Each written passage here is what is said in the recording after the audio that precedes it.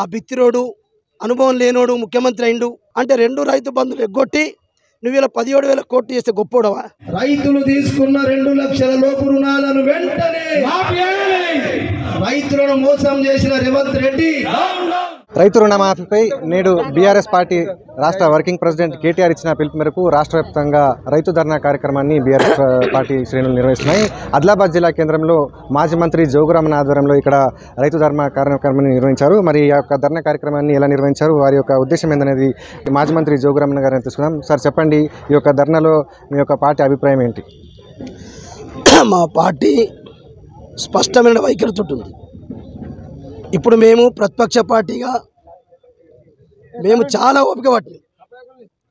December 9 నాడే చేస్తాన్నా కూడా December 9 నుంచి ఇప్పుడు 9 నెలలు అయినా ఏ రోజు కూడా బీఆర్ఎస్ పార్టీ ఏం మాట్లాడలే. ఎందుకంటే ఎవరికైనా సమయం అవసరం. ఆ బిత్తిరోడు అనుభవం లేనోడు ముఖ్యమంత్రి అయిండు, ఆ బెంగిగాడు ముఖ్యమంత్రి అయిండు కాబట్టే, ఇలా తెలివి తక్కువడు ముఖ్యమంత్రి అయిండు కాబట్టే ఇలా డిసెంబర్ 9 చెప్పినా ఇక ముందు కాలంలో చేస్తారని చెప్పి ఒక నమ్మకంతో ఉన్నాం.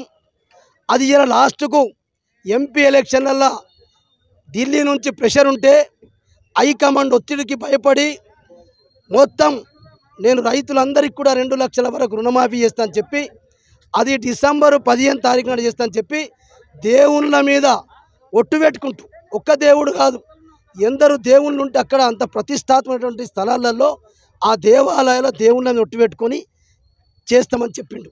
దాని తర్వాత ఏమైంది? ఎంపీ ఎలక్షన్లు అయిపోయినాయి. ఎంపీ ఎలక్షన్ల తర్వాత ఇలా ఆఖరికి మేము అమరవీరుల స్తూపం దగ్గరికి పోయి మా హరీష్ రావు గారు సంపూర్ణంగా రైతులందరికీ 2 లక్షల వరకు రుణమాఫీ చేస్తే నేను రాజకీయ సన్యాసం పుచ్చుకుంటా, నేను పోటీ అయ్యా, రేవంత్ రెడ్డి గారు నువ్వు కూడా ఏదైతే నేను సవాల్ చేస్తున్నానో నువ్వు ఆ సవాల్కు సిద్ధమని చెప్తే తోక ముడుచుకొని ఏమీ మాట్లాడుకున్నటువంటి ముఖ్యమంత్రి గారు ఇవాళ ఏమైంది? ఇవాళ ఆగస్టు 15 తారీఖు నాడు ఇప్పటి వరకు ఎన్నికలప్పుడు గెలుస్తామని చెప్పి ఇలా రైతు బంధేమో కూడా 2-3 రోజులలో రైతు బంద్ చేసేసిండు.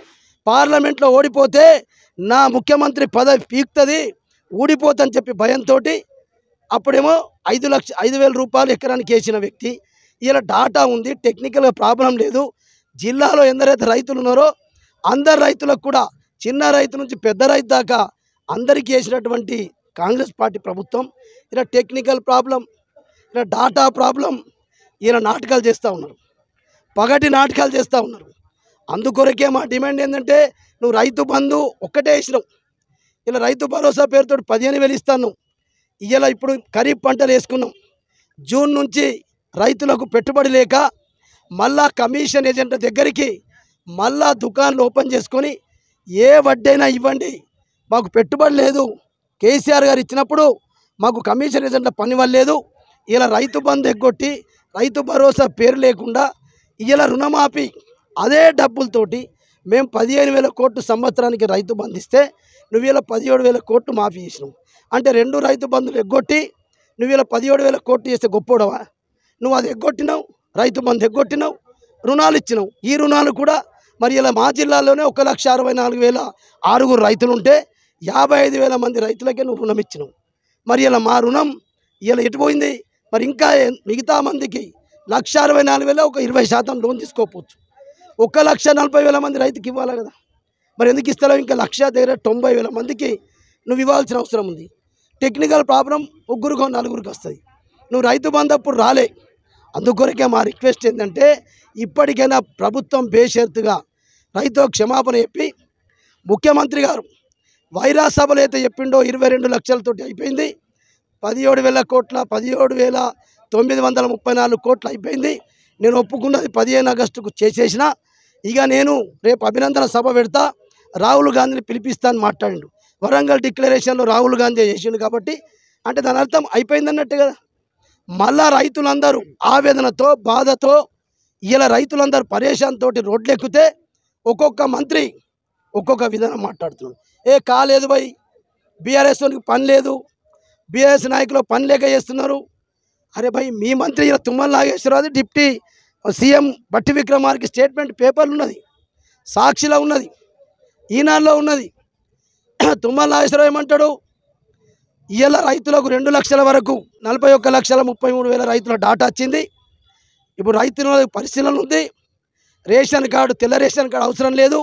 అరే తెల్ల రేషన్ కార్డు అవసరం లేదని చెప్తున్నావు తుమ్మల నాగేశ్వరరావు గారు. తెల్లది అవసరం లేదు, పింక్ అవసరం లేదని చెప్పండి. మాకేం తెలివిలేక లేదు. మేము కూడా నీతో మంత్రిగా పనిచేసినాం కొన్ని రోజులు. నువ్వు చాలా అనుభవజ్ఞుడు, నువ్వు చాలా మంచోడవు.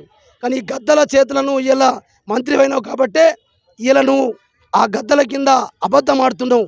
ఇలా వైట్ కార్డు కానీ పింక్ కార్డు లేకున్నా ఇస్తామని చెప్పండి అని చెప్పి తుమ్మల నాగేశ్వరరావు చెప్తున్నాం.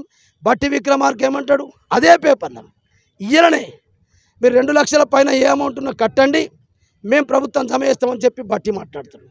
మరొక పక్క బట్టి విక్రమార్క గారు మన బ్యాంకర్స్ మీటింగ్లో మేము 17,934 కోట్లు మేము మాఫీ చేస్తే మీరు కేవలం 7,500 కోట్లే జమ చేస్తున్నారు.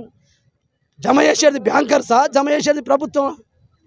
ఇంత పాగలు మాట్లాడుతున్నారు కాబట్టి ఇలా రైతులు రెచ్చిపోయి రోడ్ల మీదకి వస్తే బీఆర్ఎస్ పార్టీ ప్రతిపక్ష పార్టీగా మేము చేయాలి.